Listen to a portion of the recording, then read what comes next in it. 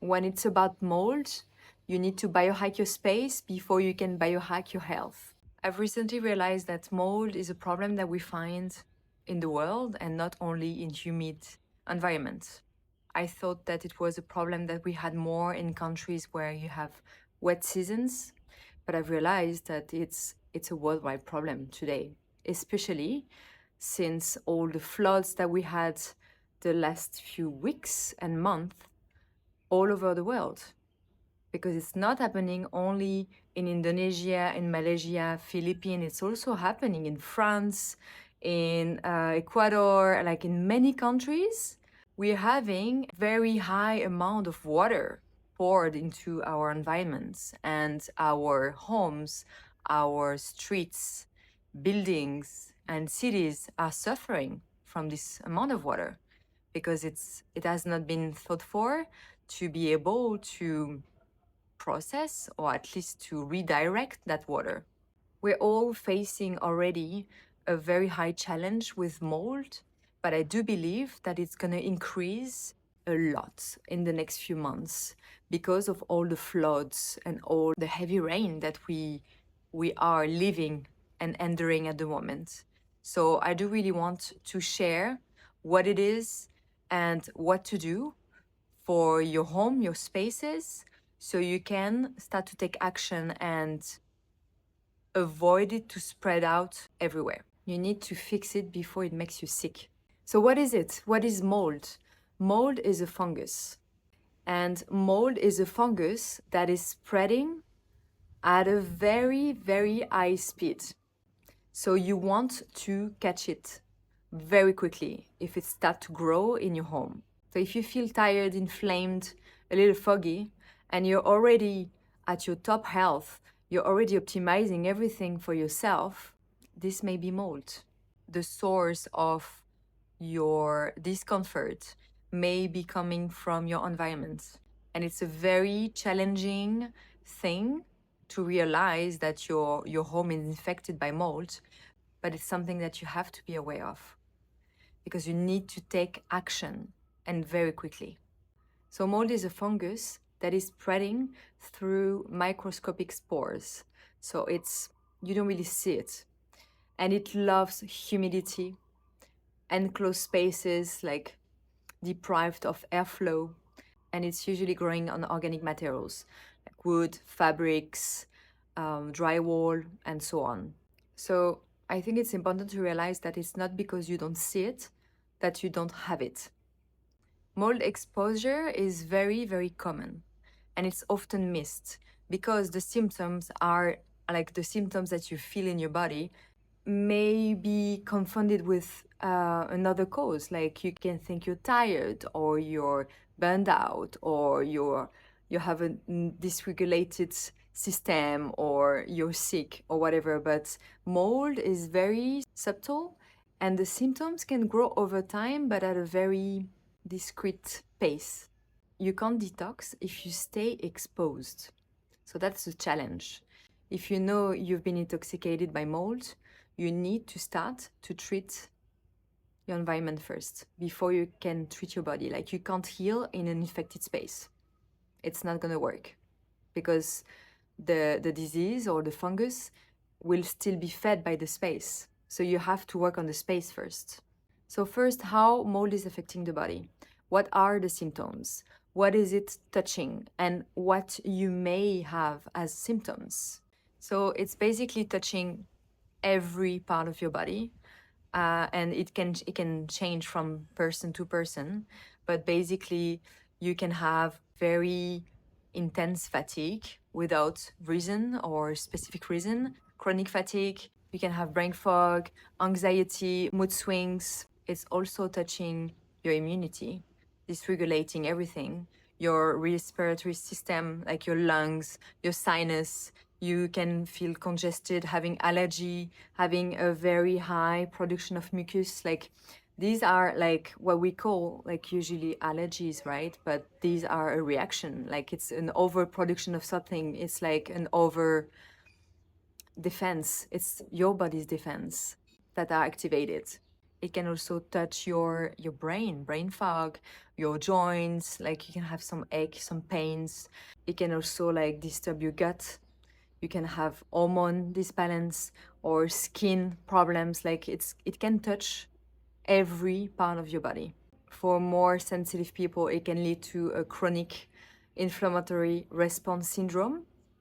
And this symptom can be the one that I've previously mentioned, but maybe at a higher level, like losing balance, having the excess production of mucus, brain fog, extreme mood swings, low energy, dry eyes, poor digestion, blood clotting, swollen nodes, lymph nodes that are reacting, and lower back pain. Like you can have certain pain in your body that are kind of like following the lymphatic system and all the organs that we need, like to breathe, to digest, to think. Like it's basically touching everything. So you want to prevent. You don't want to be contaminated by it. You want to prevent this. So it's really something that you have to take action. So why do we have mold in our houses nowadays? Why? Because we have sealed windows, we are lacking airflow, we have like the air is stagnant, so there is not enough air circulation in the space to be able to regulate the humidity levels. So there is no humidity control, there is no ventilation, and also in the wet rooms like bathrooms and toilets, the exhaust ventilation is not powerful enough or not present or not doing its job properly. So you kind of like have this water that is condensating daily.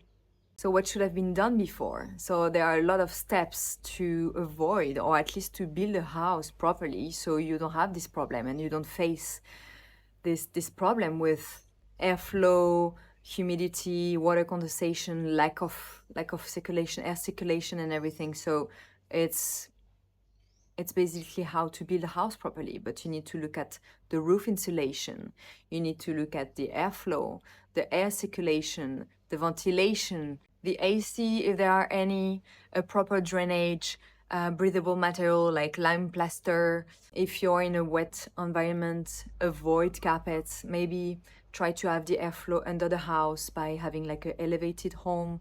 Like all of these things have to be thought in advance. Like it's something that you need to look at when you build a house. Where do you live? What are the weather conditions? Like you have certain countries where you have to follow certain things, like the rules, the construction rules are very strict. Like I'm thinking of, for example, Mauritius Island. You need to respect certain things in construction, like the angle of the roof. In case there is like a typhoons, you need also to respect and to use certain materials. Like, so in certain countries, it's really regulated, but in other countries where it's not, people are just doing whatever, and whatever is not working. It's not working. You have to follow, you have to look at where are you living? Where is your house? What is the weather? How it has been the last few years, because the weather is changing also, so we need to adapt. And then you need to look at how do you feel in this space. And if the response is, if it's not a big yes, it's a no. So you need to see what you can do to improve it. So now, what is the most important thing to look at when you think mold? Humidity levels. So what is a healthy humidity level that you can accept in your house? So usually it's between 40 to 60% maximum.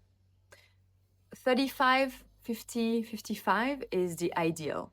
But if it's above 60, this is already too humid.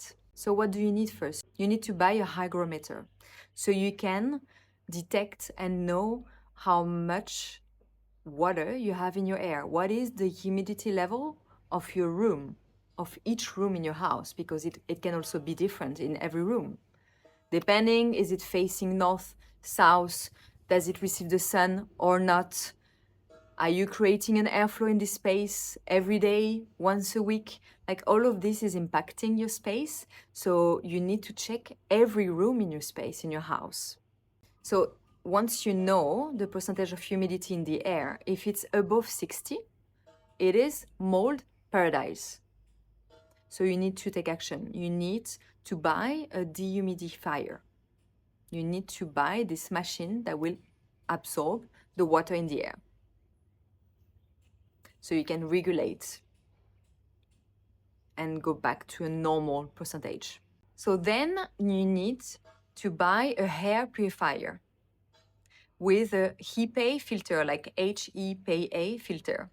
It will help to catch the particle in the air, the spore in the air. So it will purify your hair, because like we said before, like mold is also spreading through particles and spores. And spores is spreading because mold is developing everywhere, in your ACs, in the ventilations, in the walls and everything. So it's moving in the air. So you're kind of like breathing it all the time. So you want to purify your air, especially if you've detected mold in your house already. Then what else? Do you have an airflow in your house? Do you have ventilation, a fan or anything? Like, if not, you need to work on that.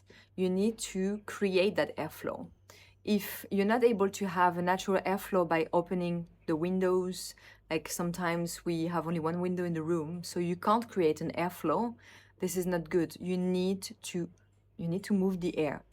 You need to move the air so everything is moving, and the air purifier can catch this particle and filter your air and make it more healthy for you to breathe. So all of these steps will help you to take control back and to create an environment that is mold unfriendly.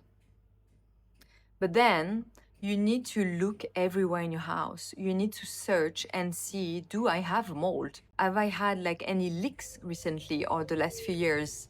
Is there any place where you know you have water condensations? Like usually it's like the cave or the pump room or the underground rooms or the bathrooms, like everywhere where you have more chances to have a higher percentage of humidity. So you want to find the source. You want to identify where you may have, but do not touch it.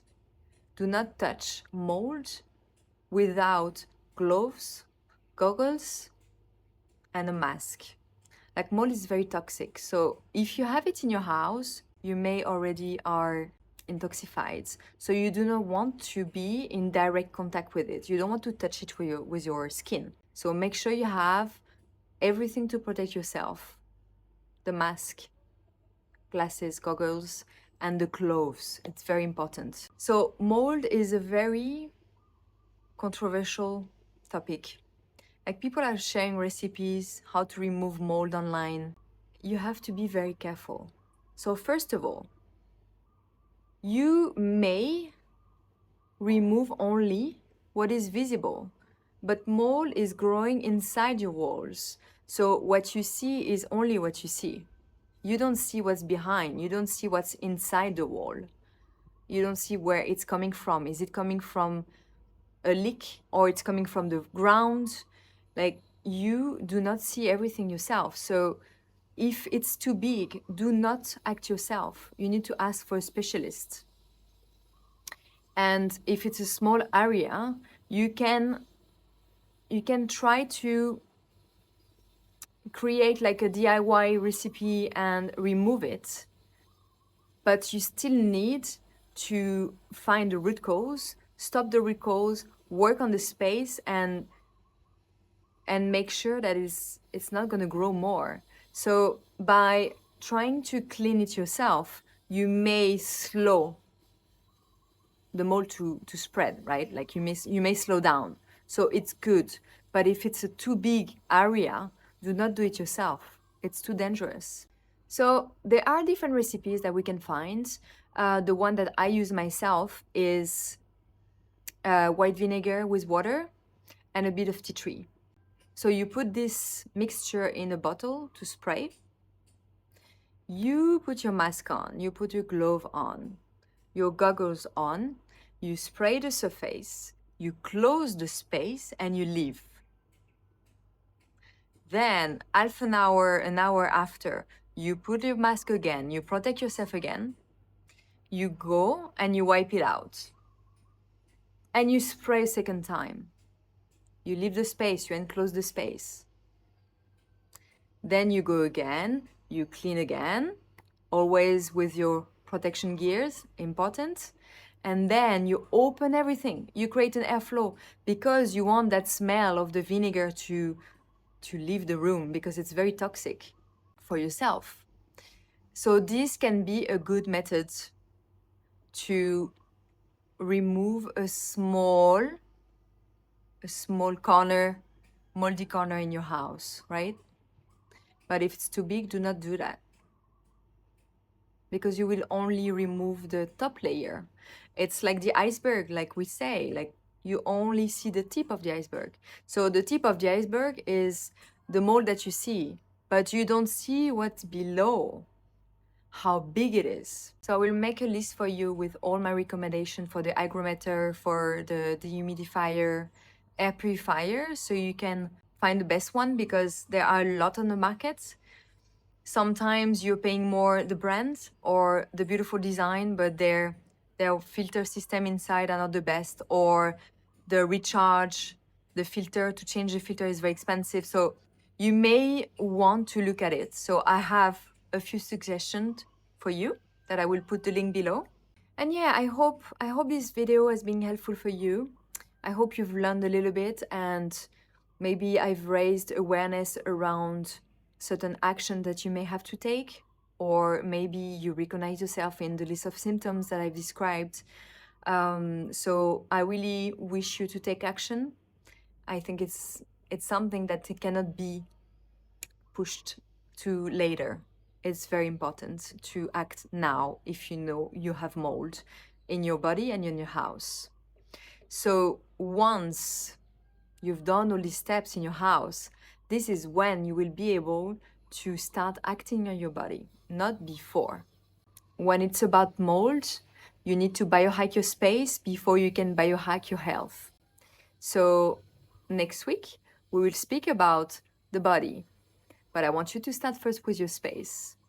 So I hope this video has been helpful, and I see you in the next video.